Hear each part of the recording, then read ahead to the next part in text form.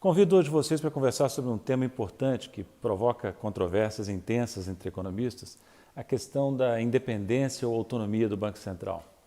É um tema crucial que está prestes a tomar um certo rumo no Congresso brasileiro, um ponto de decisão está chegando no início do ano que vem, um projeto de lei complementar tratando do assunto da autonomia ou independência do Banco Central foi aprovado na Câmara dos Deputados, no Senado, e seguiu para a Câmara dos Deputados. A previsão no momento é que uma votação definitiva, decisiva, seja feita no plenário da Câmara ainda no início de 2021, se tudo correr de acordo com os planos. Portanto, no meu entender, vou tentar explicar, é mais uma boiada que tenta passar batida e nós não podemos deixar isso acontecer. Por quê? Porque, contrariamente ao que às vezes se diz ou se insinua, é um tema cheio de problemas. Uma coisa que parece simpática acaba sendo problemática para a condução do interesse público na política econômica. E vou explicar por quê. Como é que é a doutrina que embasa esse projeto de lei? É uma doutrina conhecida porque recebe ampla publicidade nos meios de comunicação tradicionais. É a ideia de que é importante blindar o Banco Central contra influências nefastas do governo. Dando ao Banco Central tranquilidade para exercer o seu mandato de controle da inflação e outras funções, sem interferência da política, né? Como é que se faz isso? Dando mandatos fixos, relativamente longos, não coincidentes com o do Presidente da República, para o Presidente do Banco Central e demais diretores. É o que pretende fazer o projeto. O projeto quer dar para o Presidente e diretores do BC mandatos de 4 anos alternados entre si. Então, isso daria, supostamente, a essa tecnocracia não eleita a capacidade de gerir com tranquilidade, de acordo com doutrinas supostamente neutras e tecnicamente sólidas, a política monetária e outras funções do Banco Central. Onde estão as falhas dessa proposta? Primeiro, ela superestima a neutralidade da política monetária. Na verdade, existem muitas controvérsias e não há como dirimi-las com afirmações analíticas ou empíricas inequívocas. Há muita dúvida, muita controvérsia entre economistas sobre como conduzir a política monetária. Se você deixa, entretanto, uma tecnocracia não eleita conduzi-la, você corre o risco de ter distorções.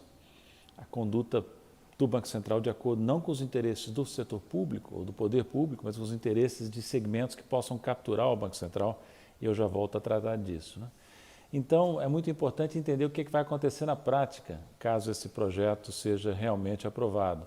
O que vai acontecer na prática é que, se ele for aprovado, o governo Bolsonaro, o presidente Bolsonaro, ajudado, presume-se, pelo ministro da Economia, Paulo Guedes, escolhe uma equipe para o Banco Central, para o comando do Banco Central, com 4 anos de mandato. O próximo presidente, eleito em 22, assume nos primeiros 2 anos, tendo que conviver com um Banco Central autônomo e com um presidente indicado pela dupla Bolsonaro-Guedes.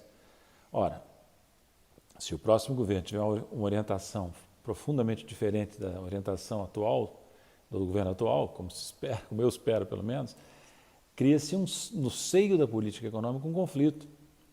Você tem o Banco Central remando para um lado, o resto da equipe econômica remando para o outro, e não há a coordenação, a conciliação, o comando único que permite dar à política econômica uma chance de sucesso.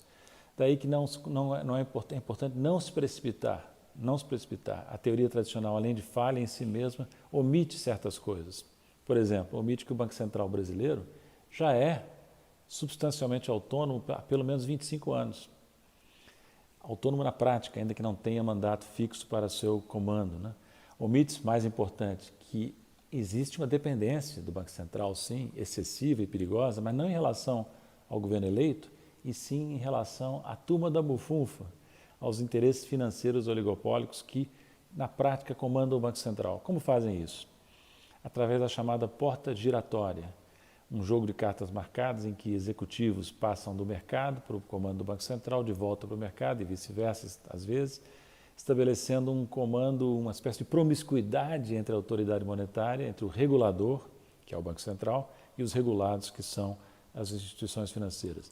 O problema não é só brasileiro, existe em outros países, e é muito importante não permitir que um projeto de lei como esse, que trata exclusivamente da suposta dependência excessiva do Banco Central em relação ao poder público, seja aprovado sem uma discussão adequada. Na primeira etapa, no Senado, que eu saiba, não houve nenhuma audiência pública com especialistas externos para discutir o projeto. Nem sei se o Banco Central, o governo, foi chamado a apresentar suas ideias, né? Então, seria importante que agora que ele vai para a Câmara dos Deputados, onde ele terá a palavra final, que os deputados convoquem especialistas externos de diferentes correntes para que os deputados, antes de votarem, tenham uma noção do tamanho, da dimensão estratégica da questão que está para a decisão deles neste momento.